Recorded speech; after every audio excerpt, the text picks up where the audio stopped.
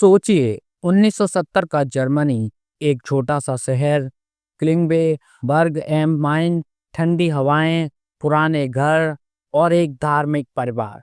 यहीं रहती थी एक सीधी सादी लड़की, एनालिस मिशेल। यह कोई फिल्मी कहानी नहीं है, यह एक वास्तविक मामला है, अदालत के रिकॉर्ड में दर्ज, ऑडियो टेप्स मौजूद और इस पर पूरी दुनिया में बहस हुई। आज मैं आपको सुनाने जा रहा हूँ एनालिस मिशेल की वो कहानी जो शायद आपको रात भर सोने ना दे।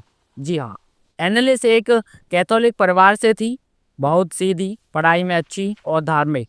1968 में जब वह केवल 16 साल की थी, उसे पहला दौरा पड़ा। अचानक वह बेहोश हो गई।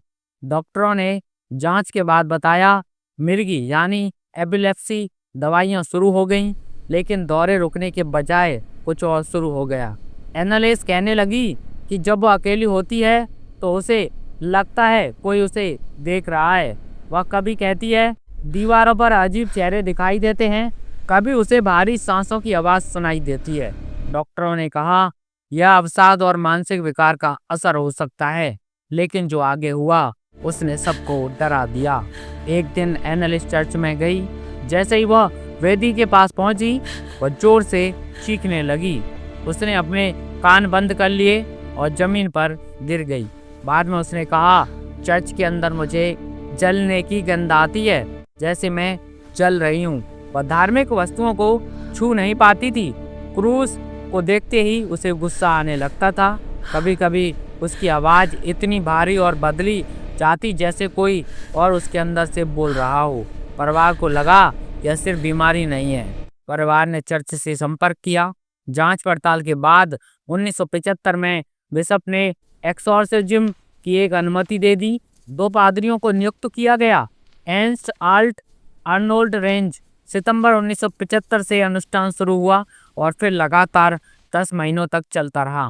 कुल 67 एक्सोर्सिज्म सत्र, हर एक सत्र में 4 घंटे तक। इन सत्रों की ऑडियो रिकॉर्डिंग भी की गई।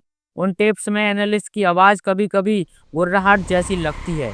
वह कहती है मेरे अंदर एक नहीं कई दुष्ट आत्माएं हैं। रिपोर्ट्स के अनुसार वह दावा करती थी कि उसके भीतर हिटलर और जूड्स की आत्माएं हैं। यह सब सुनकर लोग सन्न रह गए। एक्सोर्सिज्म के दौरान एनालिस ने लगभग खाना छोड़ दिया। वह कहती थी दुष्ट शक्तियां मुझे खाने नहीं देती। उसका वजन घटकर लगभग 30 किलो रह गया। वह रोज 600 तक घुटनों के बल झुककर प्रार्थना करती थी। उसके घुटनों की हालत बेहद खराब हो चुकी थी। उसका शरीर लगातार कमजोर होता गया। उस अंतिम चरण में डॉक्टर सक्रिय रूप से शामिल नहीं थे। और फिर 1 जुलाई 1976 एनालिस मिशेल की मृत्यु हो गई। मृत्यु का कारण कुपोषण और शरीर में पानी की कमी। वह केवल 23 वर्ष की थी। 1978 में जर्मनी में मुकदमा चला। माता पिता और दोनों पादरियों पर लापरवाही का आरोप लगाया गया। अदालत ने कहा चिकित्सा उपचार बंद नहीं किया जाना चाहिए। सभी को दोषी ठहराया गया, लेकिन सजा निलंबित रही। मामला कानूनी रूप से समाप्त हो गया, लेकिन सवाल अब भी बाकी है। कुछ लोग कहते हैं यह गंभीर मिर्गी और मानसिक बीमारी थी। कुछ लोग मानते हैं यह वास्तविक आत्मा ग्रस्तता थी। आज भी उसके एक्सोर्सिज्म की टेप्स इंटरनेट पर मिल जाती हैं दोस्तों, और जो लोग उन्हें सुनते हैं वो आज भी शेयर उठते हैं। इस कहानी पर 2005 में एक हॉलीवुड फिल्म भी बनी, the exorcism of Emily Rose, लेकिन वह सिर्फ एक रूपांतरण है। वास्तविक कहानी उससे भी ज्यादा विचलित करने वाली है।